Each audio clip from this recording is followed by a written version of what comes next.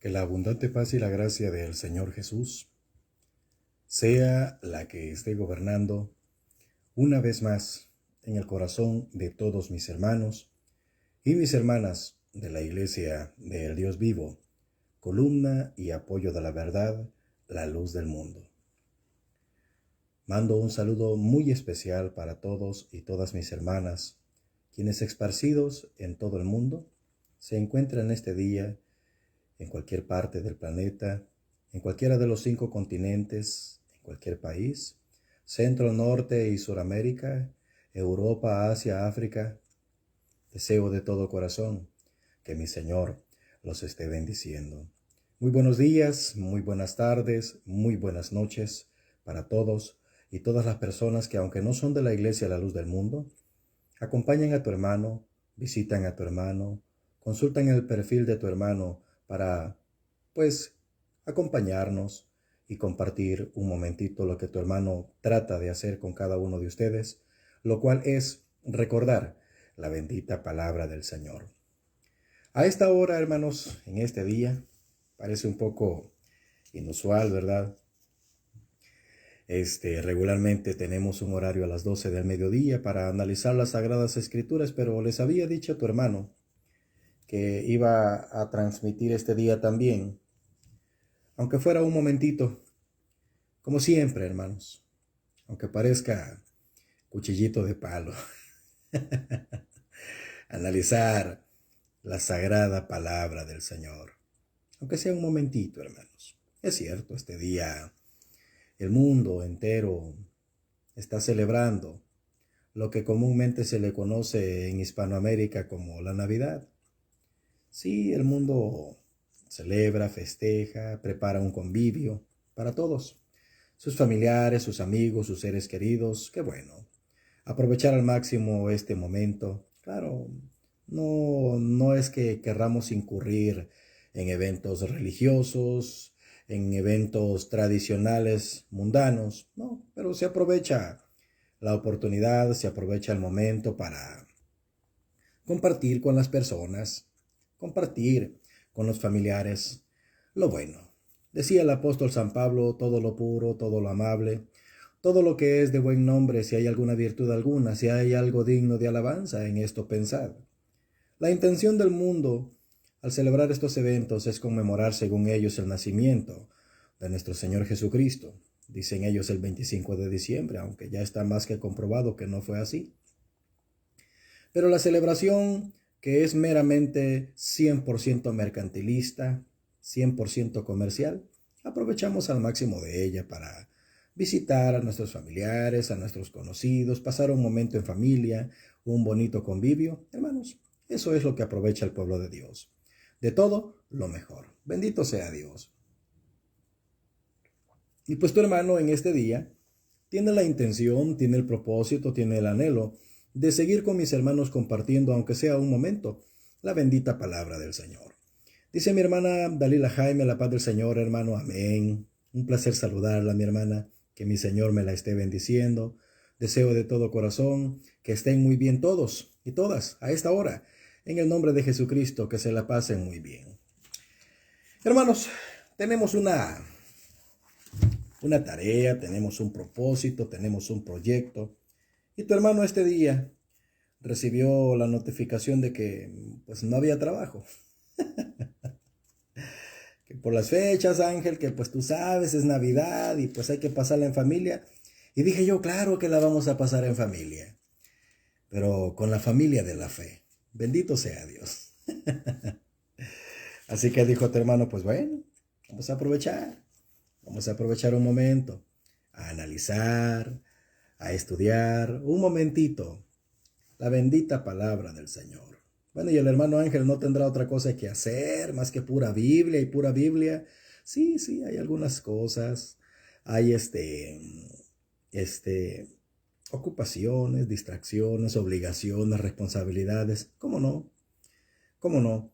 Pero en el amor, en el afán de tu hermano, en la pasión de tu hermano por compartir las Sagradas Escrituras, aparto un momento de mi tiempo para analizar, para estudiar, para indagar, y he aprovechado al máximo el momento para compartir con mis hermanos, con los que quieran. Dice mi hermana Luz María Ochoa Echeverry.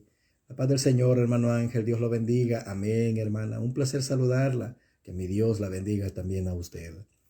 Así que, pues si mis hermanos quieren, si mis hermanos gustan, si mis hermanos lo consideran propicio, bueno, agradable, pues vamos a dedicar un momento. Honestamente no tengo el plan de extenderme como el día de ayer, ¿verdad? 3 horas.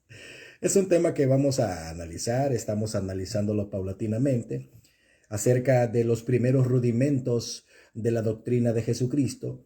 Hemos estado hablando ya de ello y pues vamos a analizar en su cuarto capítulo, en su cuarta sesión, qué es esto de los primeros rudimentos de la doctrina de Jesucristo. Amén, así sea, mi hermana.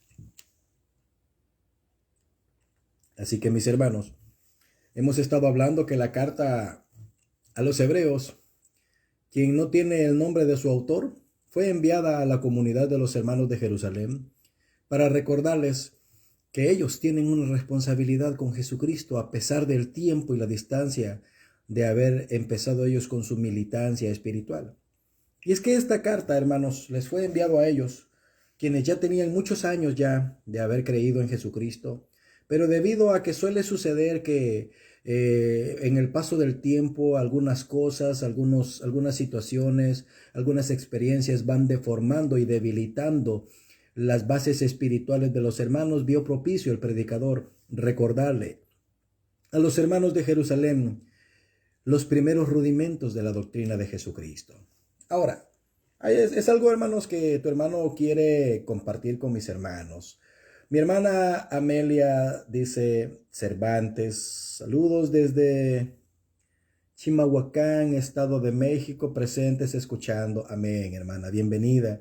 Un placer, Dios le pague por acompañarnos en esta hora, hermana. Tu hermano analiza esta carta y analiza lo que les quiso decir el predicador a los hermanos jerusalenos. ¿Qué vio en ellos? ¿Qué observó en ellos? ¿Por qué razón se sintió motivado el hombre de Dios a enviarles esta carta que en estos fragmentos que hemos estado analizando hasta la fecha, ve necesario el apóstol exhortarlos? Ve necesario el apóstol llamarles la atención y les dice, ustedes deberían de ser ya maestros, deberían de tener ya experiencia, maestría en la fe. Pero debido a que ustedes no han actuado como se debe, y esto se origina y esto es a causa de que han hecho tardos sus oídos para escuchar, se ve que existe, que aparece, que asoma la necesidad de tener que recordarles cuáles son los primeros rudimentos de la doctrina de Jesucristo. Entonces de eso hemos estado hablando. ¿Cuáles son los primeros rudimentos de la doctrina de Jesucristo? Y ojo, el predicador les habla. El predicador les cuenta, el predicador les dice de que es cierto, es importante que se entiendan, es importante que se pongan estas bases, pero no para quedarse allí. Y pone él el ejemplo de la palabra rudimento, lo hace ver como una especie de construcción. El camino de la fe tiene bases, tiene las principales bases en las que descansa. Cuando usted se pone a hacer un edificio, un trabajo, cuando usted comienza a construir un edificio, un building espiritual, usted pone las primeras bases, las piedras, el fierro, el fundamento, que es de donde se sostiene, el edificio espiritual que usted está construyendo. Y entonces el predicador le dice, ¿cuáles son los primeros rudimentos de la doctrina de Jesucristo? Hebreos capítulo 6, el versículo 1 en adelante, dice, no echando otra vez el fundamento del arrepentimiento. Número 1. El arrepentimiento, dice, de obras muertas. Se necesita, se requiere, es indispensable que para que una persona inicie su carrera, su camino espiritual, haya atravesado por la etapa de lo que es el arrepentimiento. Estuvimos hablando hace 2 videos anteriores de qué cosa es el arrepentimiento. Una grande diferencia entre lo que es arrepentirse o arrepentimiento y otra es muy distinta, el remordimiento. Entendimos de que van tomadas, son hermanas, van de la mano, pero no tienen el mismo efecto a la hora de su práctica. Hay personas, dice el predicador, que sienten remordimiento por sus culpas, pero no se arrepienten. Y cuando una persona no se arrepiente, obviamente se ve claro, se ve notorio, se deja ver transparente y meridianamente que su conducta no cambia. Pusimos algunos ejemplos, casi el más habitual, casi el más común. Una persona que decide fallarle al compromiso a su esposo o a su esposa. Obviamente entran en un altercado, en un conflicto de sentimientos, hubo traición, hubo una herida. Y si la pareja le dice, perdóname, me siento mal, sé que te ofendí, sé que te hice daño, perdóname, y luego viene la promesa, no lo vuelvo a hacer. Lo primero que asoma ante una persona que manifiesta, que dice, que declara estar arrepentida, es que manifiesta un remordimiento, le pesa, le duele, me siento mal. Sí, hay tristeza, el rostro cambia, se muda la conducta, hay un cambio completo de conducta. Pero el arrepentimiento es la demostración permanente. Es la demostración permanente de ya no volver a practicar aquella acción que ofendió a la persona que hubo ofendido. Y el predicador les dice a los hermanos, ustedes ya saben lo que es el arrepentimiento. Y como les dije, hermanos, la vez anterior, el predicador le está hablando a la comunidad jerusalena, de los hermanos que se encontraban en Jerusalén. Se cree fueron los primeros hermanos con los que inició el movimiento de Jesucristo en el siglo I. Ellos tenían otra cultura, ellos tenían otro modo de pensar, ellos tenían otra situación y a ellos se dirige. ¿Por qué? Porque obviamente con ellos inició una plática con la que ellos tenían que avanzar. Dicen, no voy a volver, no veo yo necesario que tenga que recordarles a ustedes qué cosa es el arrepentimiento. Pero él añade, de obras muertas.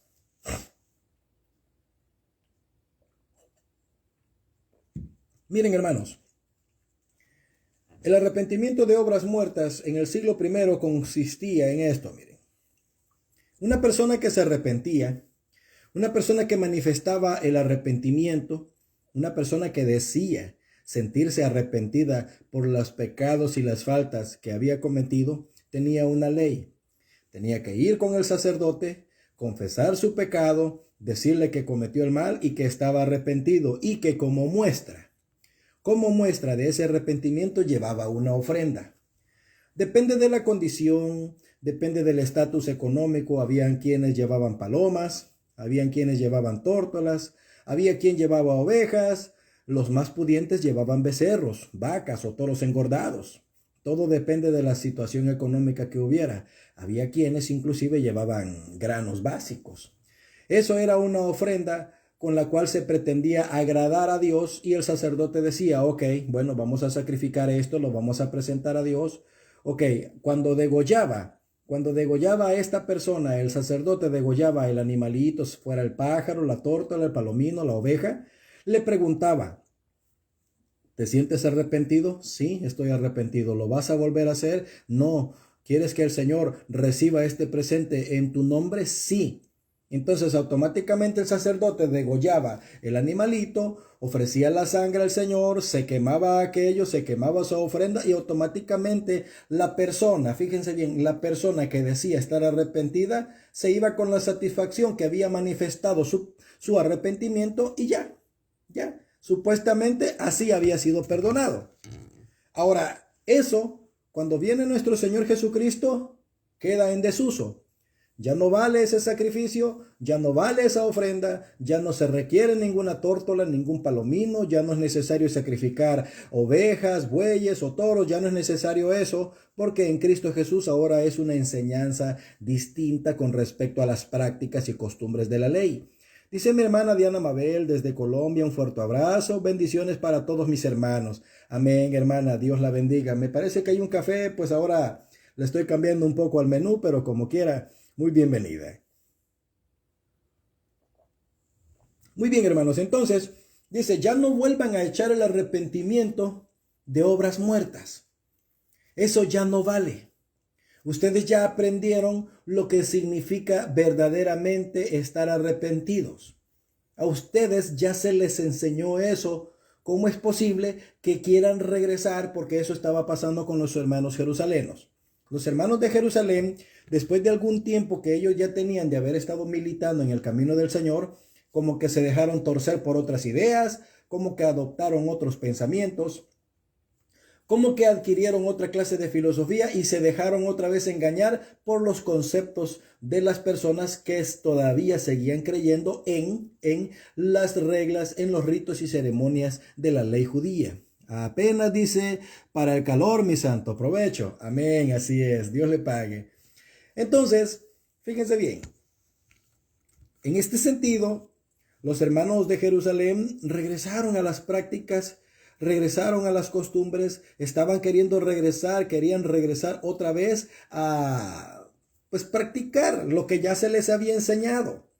Ya se les había dicho, esto ya no es necesario, esto ya no tiene ningún efecto, esto ya no tiene ningún resultado, esto ya no tiene cuenta, ya Jesucristo murió, nuestros pecados están perdonados por su sacrificio, hay que manifestar las obras dignas de arrepentimiento, pero ellos, debido a que los apóstoles estaban predicando fuera y ellos no querían sujetarse a los ministros que estaban allí, se dejaron engañar en el siglo I y comenzaron a practicar las mismas prácticas que antes hacían. Se sentían arrepentidos, pues quisieron volver a ir a los sacerdotes y ellos ofrendarles holocaustos y presentes y creían que así sus pecados estaban siendo perdonados. Por eso el predicador les dice, ya no es necesario que vuelvan a echar una vez más el fundamento del arrepentimiento de obras muertas. Eso ya está claro esto. ¿Por qué siguen haciendo eso? Entonces, a ellos, a los hermanos jerusalenos, les dijo esto el predicador, ya no es necesario que se les tenga que recordar que practicar ese tipo de cosas ya no valen. Ahora, en el siguiente punto que vamos a analizar, otro de los rudimentos de la doctrina de Cristo dice, de la fe en Dios.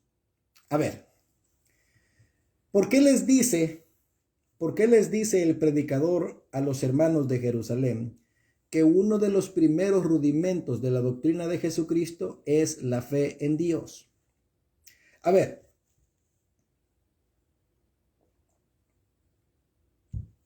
primero que nada, hermanos, tenemos que entender que para que nosotros podamos hacer las obras de Dios es indispensable, es necesario, es completamente urgente que todo se haga por fe.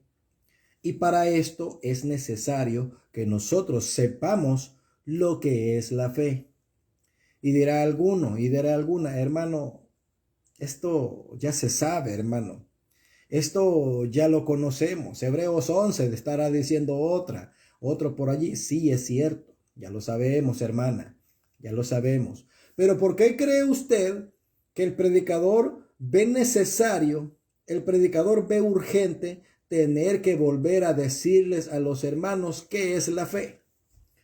Porque aparentemente todas las acciones, las prácticas, la conducta, el comportamiento, la manera de ser de los hermanos de Jerusalén en el primer siglo aparentemente demostraban ser de personas que no tenían ni siquiera así tantita fe en Dios, ¿no?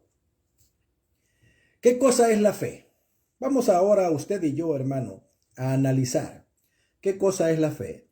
Y quiero decirle y quiero recordarle que esta plática va enfocada a conocer lo que primeramente sucedió con los hermanos jerusalenos.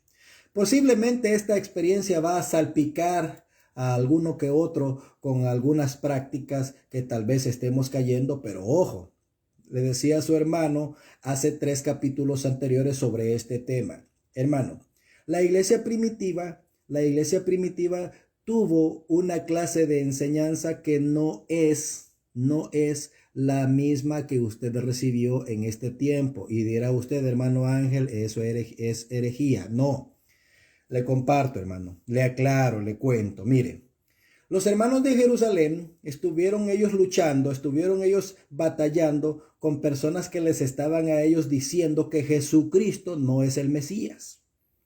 Eso era todo el problema. Por eso yo le digo a usted y le recuerdo a usted que si usted lee toda la carta a los hermanos hebreos, se va usted a dar cuenta que el predicador se está esforzando por explicarles a los hermanos hebreos quién es Jesucristo a través de toda la Biblia.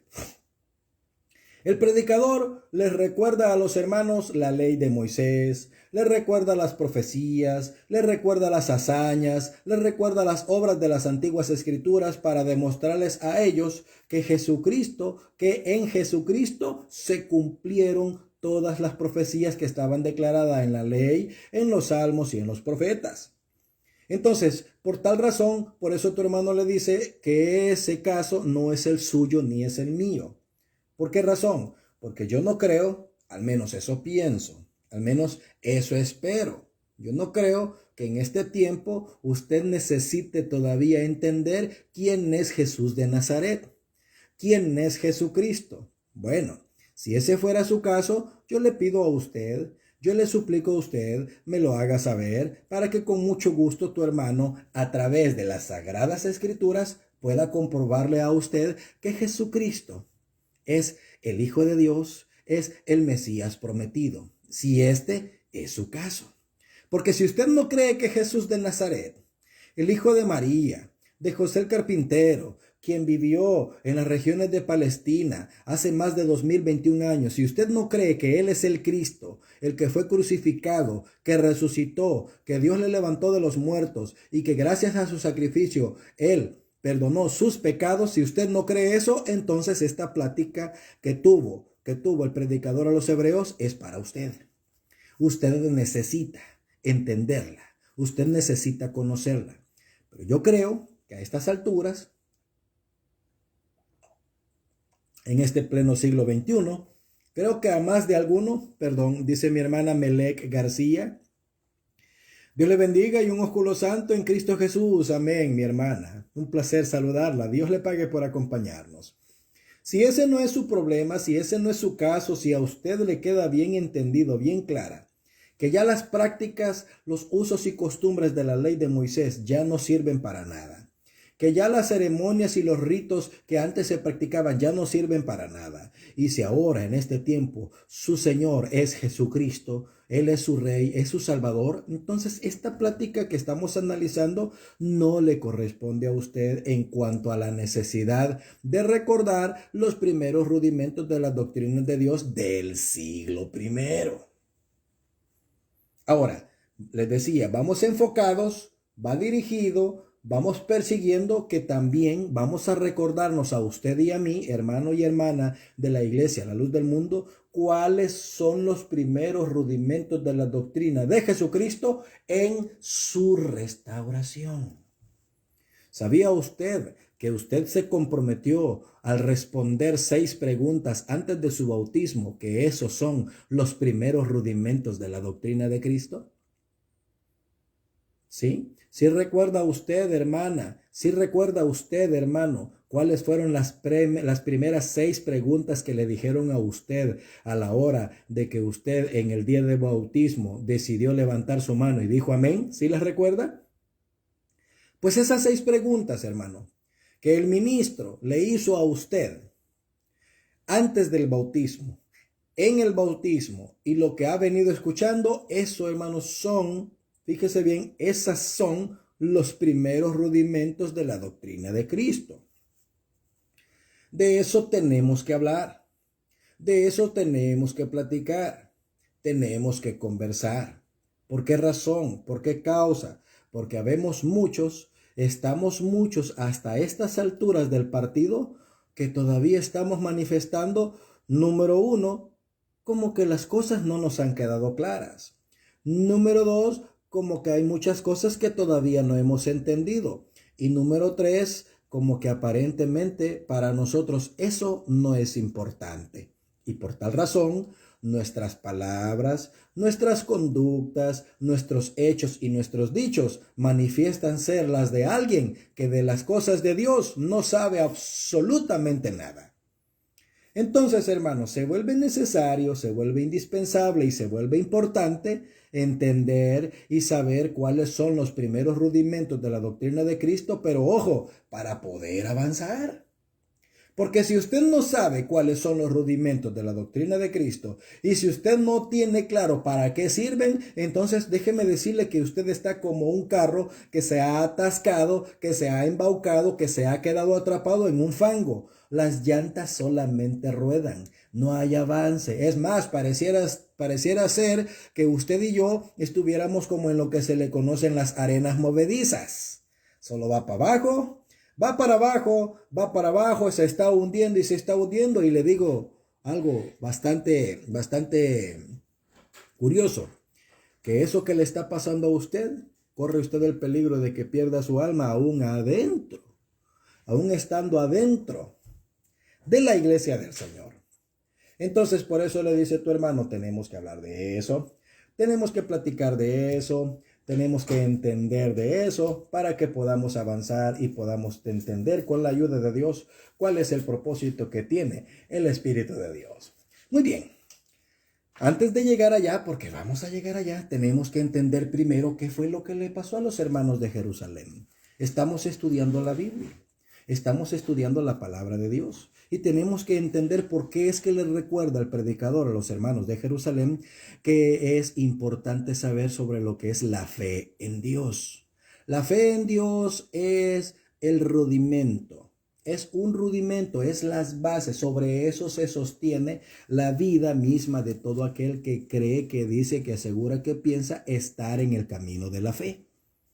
Si usted no entiende, si usted no comprende, si usted no acepta esto, usted literalmente está perdiendo su tiempo. A usted lo sedaron, a usted lo hipnotizaron, a usted lo han capturado, han sugestionado su mente y usted está aquí secuestrado intelectualmente porque usted no sabe ni de dónde viene, mucho menos para dónde va. Pero por esa razón necesitamos entender esto.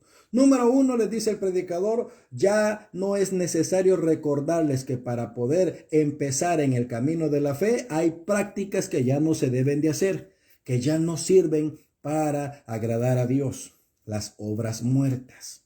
¿Sí? Ustedes antes creían que con ya no decir malas palabras, que con ya no practicar, que con ya no ir, que con ya no venir, que con ya no comer, ustedes creían que con eso antes agradaban a Dios. No. Eso no, les explica el predicador, eso ya no es necesario. Hay prácticas que hay que hacer, hay cosas que se tienen que hacer y por eso el predicador les dice, vamos hacia la perfección, tenemos que avanzar, no nos podemos quedar aquí, no nos podemos estancar, le dice el predicador. Ahora, como paso número 2, el predicador ve necesario recordarle a los hermanos de Jerusalén que la fe es también un rudimento. ¿Para qué sirve la fe? ¿Por qué es necesaria la fe? ¿Qué tiene que ver la fe en el camino de todo aquel que persevera en la creencia de Dios? ¿Por qué la fe? ¿Para qué sirve? ¿Por qué la da Dios? ¿Cómo se obtiene? ¿Cuál es el propósito? ¿Cuál es el fin? ¿Cómo llega a la vida del hombre la fe? En primer lugar, hermanos, tenemos que entender, y todo el mundo dirá, pues hermano, es que la fe es un don de Dios. Sí, la fe es un don de Dios, pero déjeme decirle que la fe es un don de Dios que se desarrolla. ¿Sí? La fe es un don de Dios que se desarrolla. No es algo, hermanos, como que usted si quisiera poner un anillo y ahí lo va a traer. Sí, es de oro, sí, tiene piedra preciosa, sí, pero literalmente nada más le va a quedar de adorno. No. La fe, voy a ponerla en un sentido más literal, la fe viene siendo como gasolina en un vehículo. ¿Sin gasolina podrá avanzar un vehículo? ¿Podrá usted mover un automotor sin combustible? No. Entonces, en la vida de un creyente, la fe sirve para poder avanzar y crecer. La fe es la materia prima, ¿sí? Con la fe es con lo que todo comienza. Lo primero que dice el predicador es que usted tiene que aprender lo que es el arrepentimiento. Cuando usted sepa Cuando usted entienda que usted necesita arrepentirse de algunas acciones malas y comenzar a practicar otras, desde ese momento usted inicia lo que es la fe. ¿Qué cosa es la fe? Dice, la fe es la certeza de lo que se espera. Entonces estamos diciendo que la fe es seguridad en la esperanza. ¿Sí? Pero para eso usted necesita preguntarse dos cosas. ¿Esperanza en qué? ¿Certeza en qué? Y luego añade y dice en Hebreos 11:1, la convicción de lo que no se ve. Entonces hay que estar convencido en lo que no hemos visto. Y todo eso, hermano y hermana, es información, es conocimiento. Entonces, lo primero que hace una persona que adquiere fe, que recibe fe, que nace en la fe, es que primero está recibiendo información. Cuando esta persona recibe información, toma, si así lo desea, si así quiere, toma decisiones que le ayudan a creer. Por ejemplo, usted en su vida había escuchado acerca de Dios. Usted no sabía cómo era Dios, escuchó algún rumor también, pero usted no sabía cómo era Dios. Hasta que un día llegó un enviado de Dios y le dijo a usted, Dios es espíritu. ¿Qué cosa es eso? Eso es información. Eso es información. Entonces, cuando yo escucho que Dios es espíritu, en mí nace la necesidad, en mí nace el deber, en mí nace el compromiso ahora de optar si decido creer en eso o no. Si yo tomo la decisión de decir que sí creo que Dios es espíritu, entonces entra la primera fase de la fe, la certeza. Dice, es pues la fe, la certeza de lo que se espera. ¿Qué cosa es certeza? Es seguridad, es convencimiento. Estoy seguro de lo que creo. Eso es la primera fase de la fe, seguridad en lo que creo. Pero como no solamente es esto, cosa de estar seguros, entra la segunda fase de la fe, que es convencimiento. Y el convencimiento es experiencia. ¿Sí? Es experiencia. Le voy a poner un ejemplo. Tiene usted un vaso lleno con café. Una persona le dice, ya no le pongas azúcar porque ya está dulce. ¿Sí? Ya tiene azúcar. ¿Cómo está usted tan seguro de que ese café ya tiene azúcar o no tiene azúcar? ¿Cómo le haría usted para saber si ese café tiene o no azúcar? Sencillamente, toma el vaso en su mano, se lo arrima a la boca, toma un sorbo y allí se da cuenta que su paladar detecta si sí o no tiene azúcar. Eso se llama experiencia. Eso se llama experiencia. Entonces, la fe es seguridad en el conocimiento y experiencia en la verdad. Eso es la fe. La fe no es cosa tal de que llegó por arte de magia y se vino y se apoderó de mi mente y abarcó todo mi cerebro y me llenó por completo al extremo de que ahora yo de repente, ¡zas!, yo ya creía. A veces minimizamos las expresiones por causa del tiempo, posiblemente porque no sabemos cómo explicarlo, pero minimizamos las cosas diciendo, no, pues es que Dios lo primero que me da a mí es la fe. Sí, es cierto, el primer don que el Señor le regala a usted es la fe. Pero ¿qué cosa es la fe? ¿Qué cosa es la fe? La fe es estar seguro, es haberse convencido de lo que ahora usted cree. ¿Cree en Dios? ¿Cree en la verdad? ¿Cree en las obras de Dios? ¿Cree en las promesas? Eso es fe. Pero ¿cómo es que usted logra estar segura? Porque tiene información. Tiene información. Y de esa información usted ya lo comprobó y ya lo demostró. Es testiga, lo sabe, lo espera, lo cree. Eso es fe. Si usted no está convencida, Si usted no está segura en lo que dice que cree, entonces en usted no se ha manifestado el proceso de la fe. Usted no tiene la fe de Dios. Usted tiene lo que se le conoce como una fe natural. Usted cree porque los demás dicen. Usted piensa porque los demás piensan. Usted hace porque los demás hacen, pero no existe en usted ni convencimiento, ni mucho menos experiencia. Entonces, el apóstol del Señor, el predicador a los hebreos les dice, ya no es necesario que yo tenga que repetirles otra vez a ustedes lo que es la fe. Pero resulta que como se están apartando, resulta que como se están alejando, resulta que como que se están desviando del camino de la fe, es necesario que les vuelva a recordar sobre la fe en Dios. ¿De qué estaban dudando ya? ¿De qué se estaban apartando ya? ¿De qué se estaban alejando ya los hermanos de Jerusalén?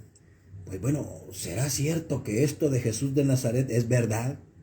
¿Será cierto que Jesús resucitó? ¿Será cierto esto de que sea de verdad que Él perdonó nuestros pecados? ¿Será de verdad que nos espera una vida en el más allá? ¿Será cierto que Él es el Mesías? Mi pregunta es, ¿no les habían enseñado los apóstoles? ¿No habían sido los hermanos de Jerusalén instruidos por los apóstoles? ¿No habían invertido tiempo y esfuerzo los apóstoles en enseñarle a los hermanos cuáles eran las palabras de Dios? Sí. Pero como ellos habían hecho tardos sus oídos y se habían dejado llevar por otros argumentos, estaban perdiendo la fe. ¿Y qué cosa es perder la fe? Es olvidar el conocimiento de la verdad. Eso es perder la fe. Perder la fe es apartar su mente de la experiencia que usted tuvo con la verdad. Y como cuando en usted se aleja la fe, ya no hay seguridad, ya no hay convicción, lo primero que se refleja y que se manifiesta en su vida es lo que se llama la negación de la fe, lo que podemos traducir en una palabra griega que significa la palabra apostasía. Una persona que niega lo que una vez creyó, una persona que rechaza lo que una vez aceptó, una persona que renuncia a lo que una vez experimentó, está cayendo en lo que se llama apostasía. Lo niega, lo contradice, asegura que no es verdad, finge que no es cierto, pero aún habiendo tenido experiencia, aún habiéndolo dicho, aún habiéndolo hecho, simple y sencillamente se apartó de la fe. Eso es caer en apostasía. Entonces el predicador dice, a ustedes hay que recordarles una vez más todas estas cosas. Y para eso tiene que el predicador volverles a explicar con las sagradas escrituras cómo es que la ley habla de Cristo, cómo es que en los salmos habla de Cristo, cómo es que los profetas hablan de Cristo y cómo es que se vinieron cumpliendo paulatinamente todas esas profecías en Jesucristo a través de su vida, en su muerte y por su resurrección. Entonces, eso es la fe, seguridad en el conocimiento de la verdad, convencimiento del conocimiento de la verdad, experiencia en el conocimiento de la verdad. Si usted no sabe, si usted no entiende, si usted no conoce, si usted no puede comprobar, si usted no sabe cómo comprobar, si usted no sabe cómo explicar, no sabe cómo decir qué es la fe, déjeme decirle, en usted no ha penetrado todavía el don de Dios. Usted no tiene fe. Por eso sus acciones, por eso sus reacciones, por eso sus prácticas son como la de alguien que no ha entendido las cosas de Dios. No, pues dicen que es pecado, pero pues yo no sé si es pecado, yo lo voy a hacer. No, pues dicen que esto está mal, pero pues yo la verdad no me queda claro si esto está mal o no, lo voy a seguir haciendo. Esas son las conclusiones, esas son las reacciones de alguien que ha manifestado no tener fe. No, pero yo creo en Dios, hermano, las pruebas. No, pero yo creo en esto, yo creo en lo otro, sí, pero del diente al labio. Ahora, la pregunta es, ¿y la experiencia? ¿Y las pruebas? ¿Y las reacciones? ¿Y los hechos y los dichos? ¿Se parecen a lo que usted dice? pues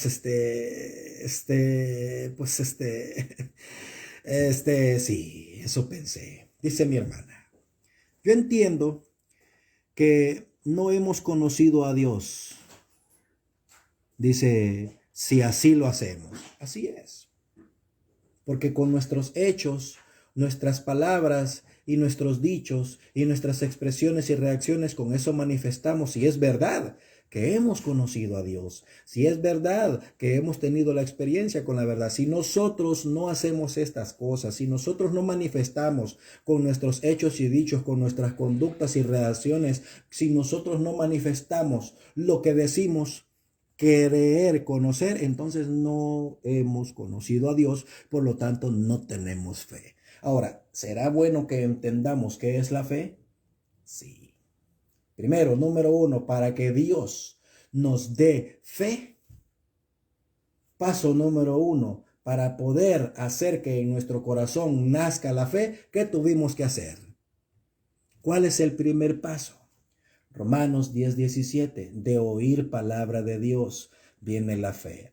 Entonces, ahora entiendo.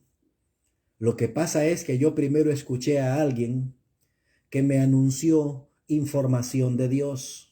Me dijo que todo lo que me estaba expresando y dándome a conocer es palabra de Dios. Por lo tanto, si es palabra de Dios, si es información de Dios, yo la acepté. Si yo la acepté, entonces abrí mi corazón a la fe. ¿Por qué? Porque me convencí. ¿Por qué? Porque comprobé. ¿Por qué? Porque me aseguré que eso que me estaba diciendo es fe, es de Dios. Por esa razón yo creo tener fe. Ahora, la fe se obtiene cuando yo tengo información de Dios. Esa información de Dios es la ley del Señor. La ley del Señor tiene normas, tiene estatutos, tiene ordenanzas, tiene decretos, tiene leyes y me dice a mí, esto es bueno y esto es malo, esto tienes que hacer y esto no. Si yo comienzo a practicar lo que Dios dice que tengo que hacer, estoy obedeciendo. Y si yo obedezco a la ley de Dios, estoy demostrando tener fe. Si yo obedezco a la voluntad de Dios, manifiesto tener fe.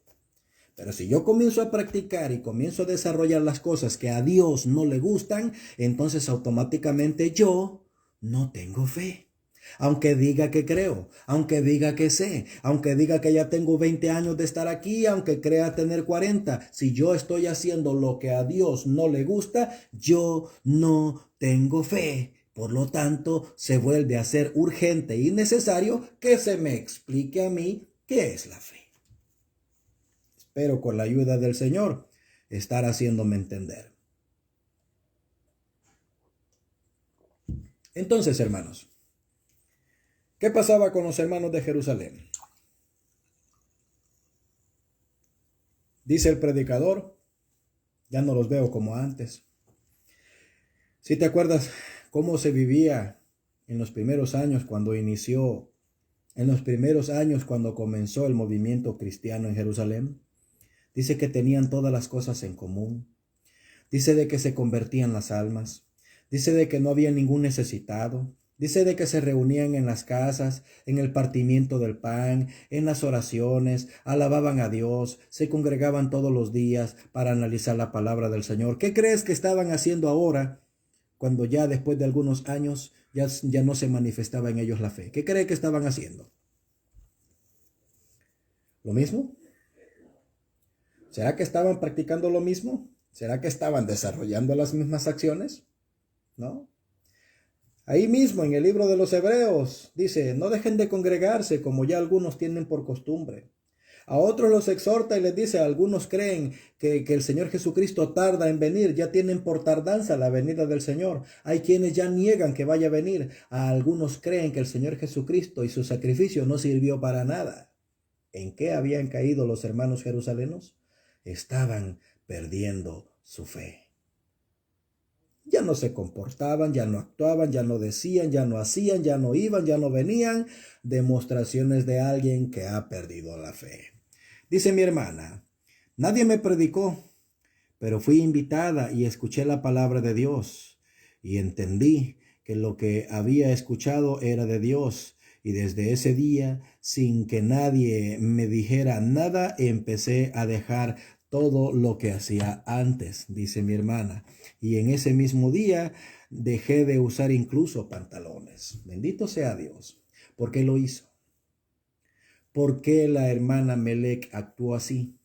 Porque entendió, porque escuchó información, porque vio el ejemplo de la buena conducta y en ella nació la fe y dijo, ¿esto agrada a Dios?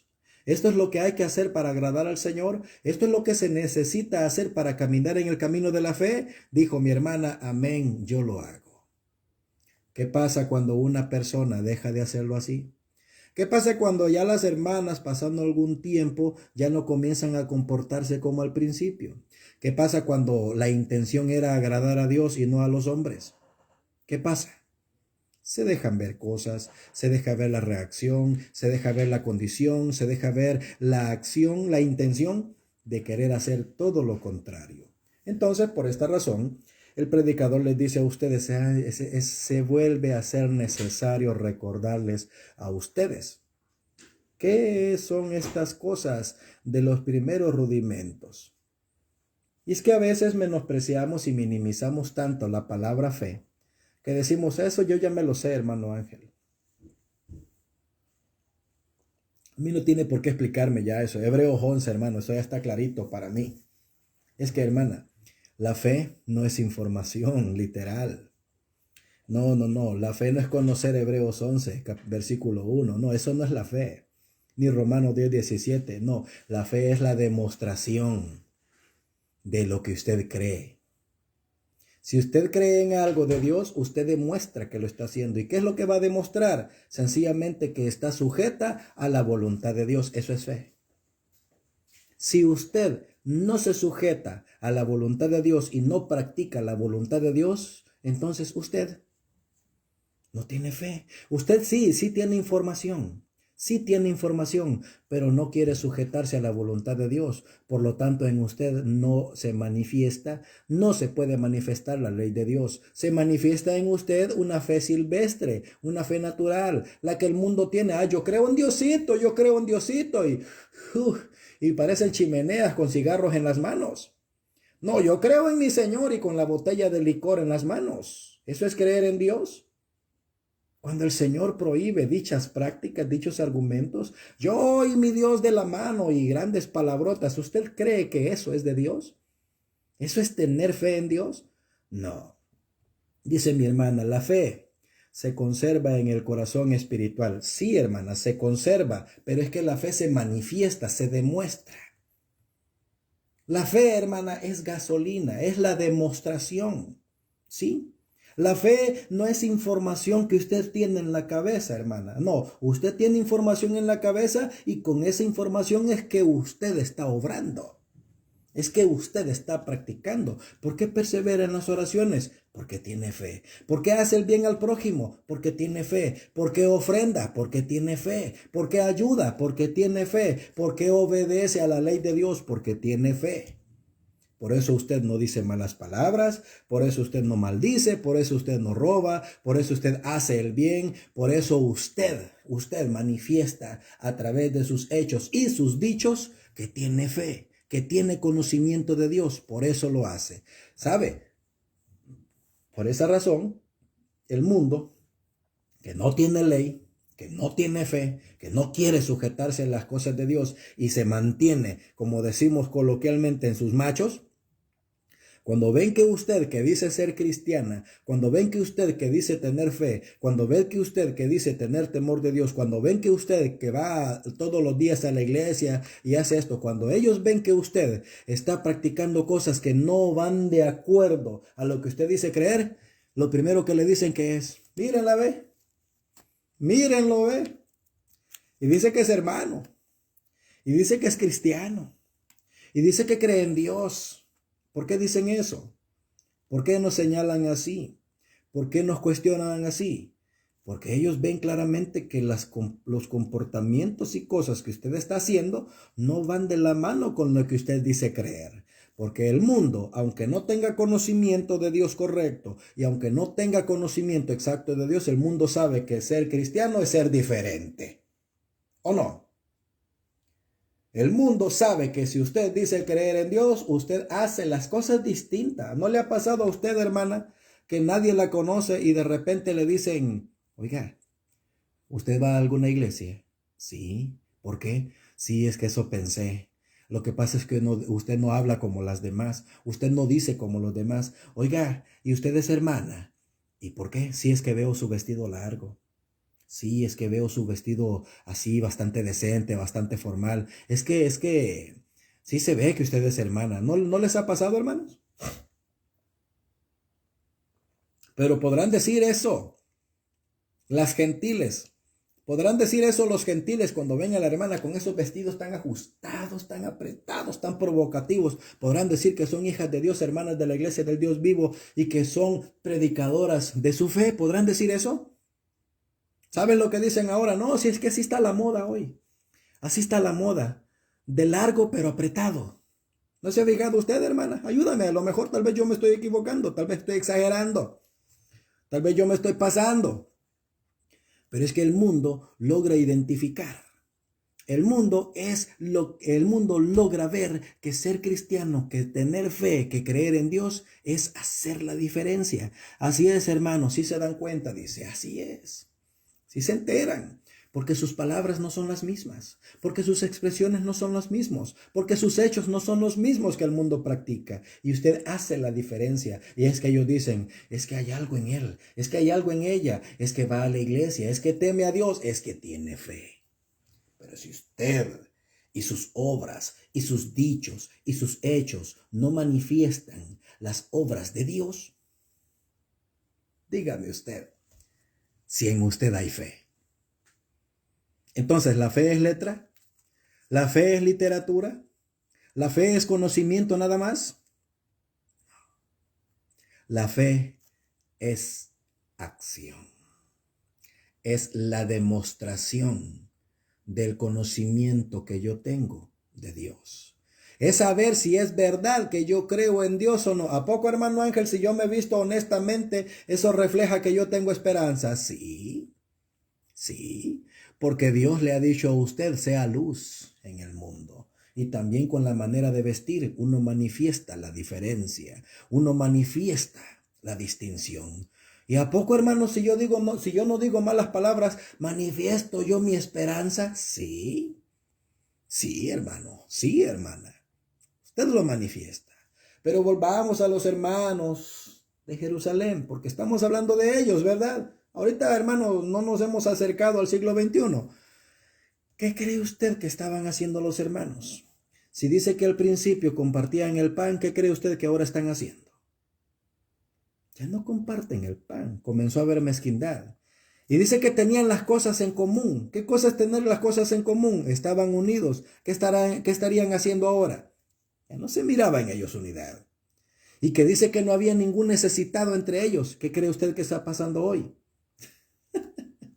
A mí que me importa lo que le está yendo a aquella. A mí que me interesa cómo le está yendo a aquel. Primero yo y después yo y siempre yo.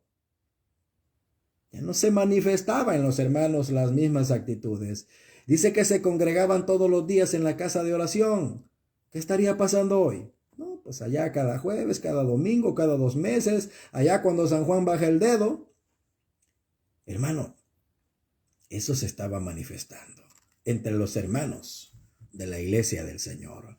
Si yo no practico lo que he conocido que estoy haciendo ¿qué estoy haciendo en la iglesia? Dice mi hermana, estoy perdiendo mi tiempo.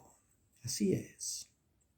Por eso el apóstol del Señor dice, ya hay que ir a la perfección. Avancemos. ¿Por qué no puede avanzar un hermano? ¿Por qué no avanza una hermana? ¿Por qué la esclerosis espiritual se ha apoderado de los cuerpos de hermanas y hermanos? Porque esto tan sencillo, esto tan básico, esto tan importante, esto tan elemental, que ya debería de haberse entendido, se ve que todavía no nos ha quedado claro. No, hermano, pero es que yo tengo fe, mi fe en Dios, a mí nadie me la quita, hermano Ángel. A mí nadie me quita mi fe en Diosito. Ay, mi Diosito, Diosito es mi todo, sí, sí, sí. Fumando, tomando, hablando malas palabras, peleando, no congregándome, me visto como me pegue mi regalada y generosa gana, etcétera y etcétera. Pero ay, mi Diosito, ay, Señor,